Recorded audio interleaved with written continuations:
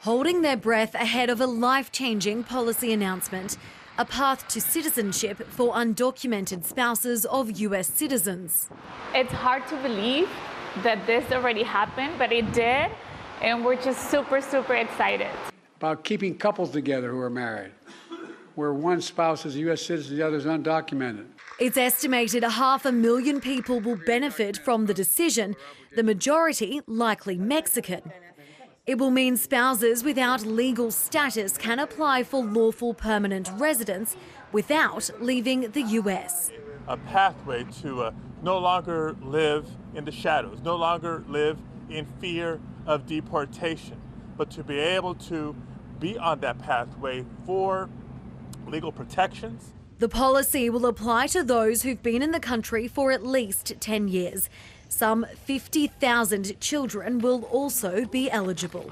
These couples have been raising families, sending their kids to church and school, paying taxes, contributing to our country for 10 years or more. Matter of fact, the average time they've spent here is 23 years. A little bit of a political turnaround because of the criticism he's received for the restrictive actions. The announcement brings relief. Mis papás me trajeron cuando tenía 11 años. My parents brought me here when I was 11 years old. My whole life is literally here. I'm a business owner, I create jobs for people, and I pay my taxes. But still, there's no certainty. If President Biden is not re-elected, then it's going to be hard for us because everything that is happening today might be taken away tomorrow. Both Joe Biden and Donald Trump are now seeking a second term in the White House. And President Biden's large-scale legalization contrasts sharply with his Republican rival's plan for mass deportations. Trump quickly vowing to reverse the policy on day one in the White House if re-elected.